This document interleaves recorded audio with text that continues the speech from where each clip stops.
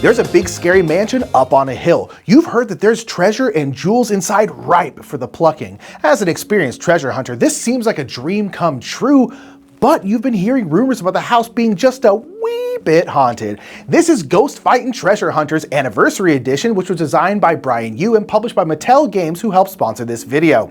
Hi everybody, my name is Nick Murphy of the Brothers Murph, and we are here with Board Game Geek. Well, I'm not afraid of no ghosts, and there's treasure waiting, so let's get this game down to the table to learn how to play Fightin Treasure Hunters. In Fightin Treasure Hunters, players are Fightin Treasure Hunters. Players will take their hunters into a haunted house and will be trying to pick up treasures and carry it outside, all while managing the pesky ghosts who keep popping up. There are 3 versions of this game in the Anniversary Edition: the basic cooperative game, the advanced cooperative game, and the Head Haunter 1 vs. All game. We'll be teaching all 3 in this How to Play. Let's go ahead and get started with the setup.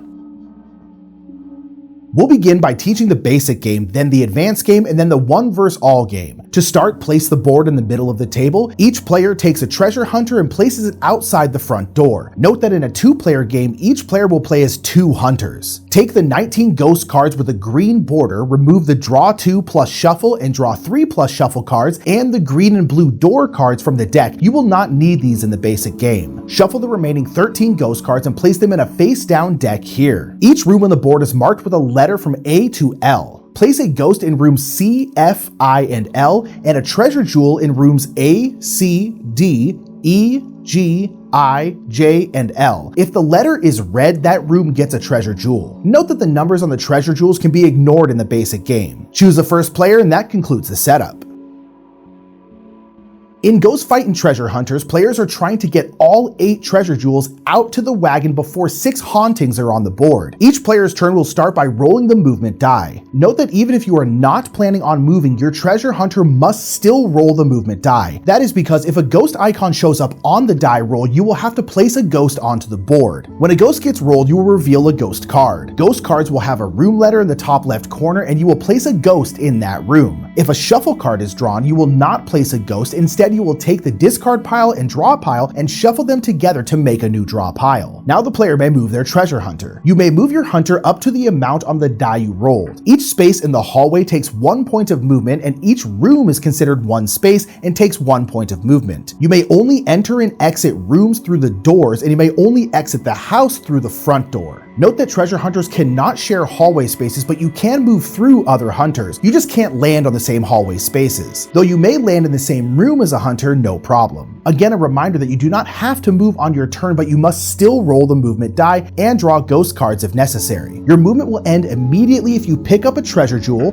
drop off a treasure jewel, or fight a ghost. When you pick up a treasure jewel, it will go into your backpack. You will keep it there until you drop it off in the wagon outside. Note that you cannot drop it for any other reason. Once you have picked it up, it's yours until you take it outside and drop it into the wagon. You may also only carry 1 jewel at a time. When your hunter goes out the front door of the house, you will automatically drop it off at the wagon, and you may re-enter the house during your next turn. If you end your turn in a room with a ghost, you must fight it. To fight the ghost, you will roll 1 black fight die. When you roll this, if a ghost icon comes up, you will eliminate 1 ghost, which will go back to the supply. If you roll a haunting or a blank, you missed. If at least 1 other treasure hunter is with you in the room, they can help and also roll a black die, and their results work the same way. Note that only 1 other hunter can help, so even if all of you are in the same room, you still only roll 2 fight dice. Now we mentioned this haunting roll. What's that? Well, some rooms may become haunted. If there's ever 3 ghosts in a room at the same time, that room immediately becomes haunted, and you will replace the 3 ghosts with a haunting in the room. Haunted rooms cannot have any more ghosts, so if you draw a card that requires you to place a ghost in that room, you will move to the next available room in alphabetical order and place the ghost there instead. And note that letter L loops around to letter A for placement. Haunted rooms are dangerous for treasure hunters, as hauntings will latch on to treasure jewels. If you are carrying a jewel in a haunted room, you cannot leave that room until it becomes unhaunted. You can unhaunt a room by fighting the haunting. This works the same way as fighting normal ghosts with two exceptions. 1, you must have another treasure hunter in the room with you to fight a haunting. And 2, you must roll at least one haunting symbol on the die to remove the spirit. Once one player has finished their turn, play will continue on to the next player. Players will win the game once all treasure hunters are safely outside the house with all 8 treasure jewels in the wagon. Players will lose if all 6 hauntings are on the board or if all players are stuck. Remember that if you are in a room with a haunting and you have a jewel, you cannot move. So if this happens to everyone, no one can move and the players lose.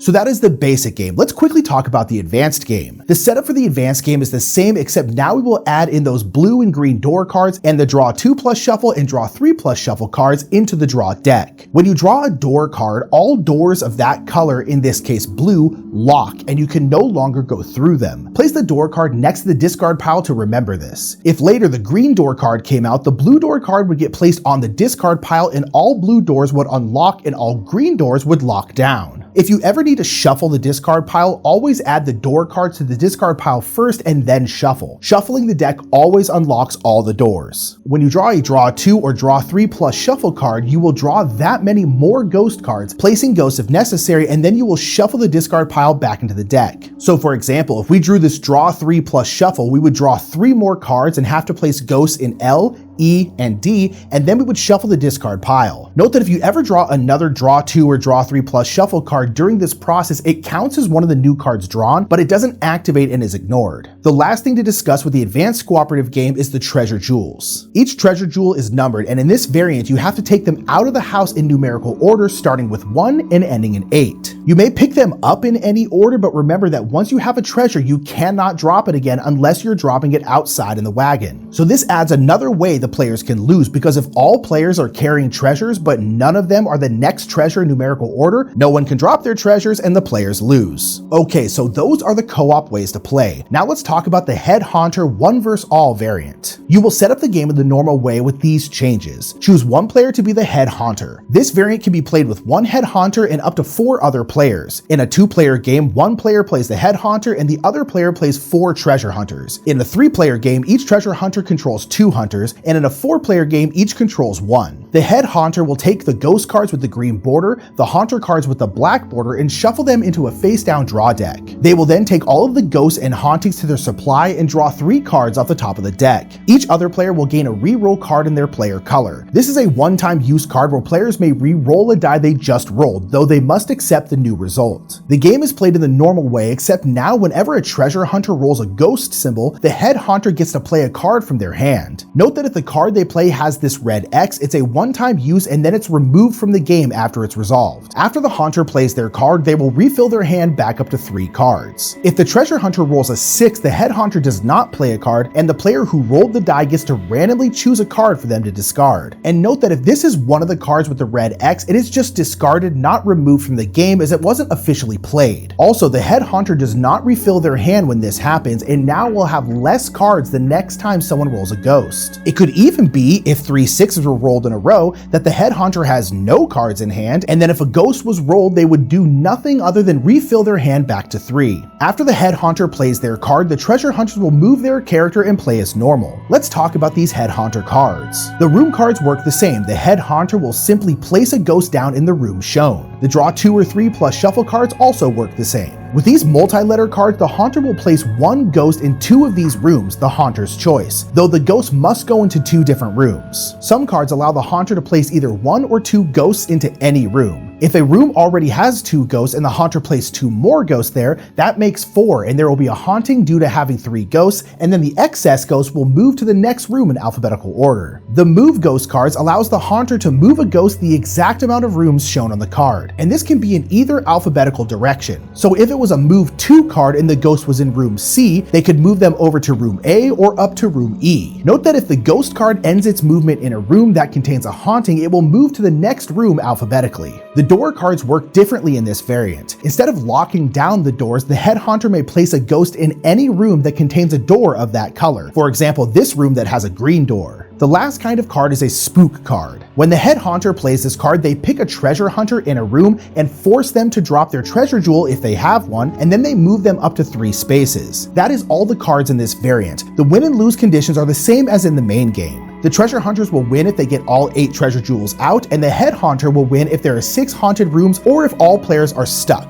And that is how you play Ghost Fightin' Treasure Hunters. In the anniversary edition of Ghost Fightin' Treasure Hunters, there are a couple different ways to play. Players can all work together to try and fight some ghosts so you can claim the wondrous treasures, or one player can take the reins as the head haunter and try to foil the treasure hunter's plots. And if Ghost Fightin' Treasure Hunters seems like a game you'd enjoy, make sure to check it out and learn more. And until next time, I've been Nick Murphy, and that is how to play Ghost Fightin' Treasure Hunters Anniversary Edition. Have a great day.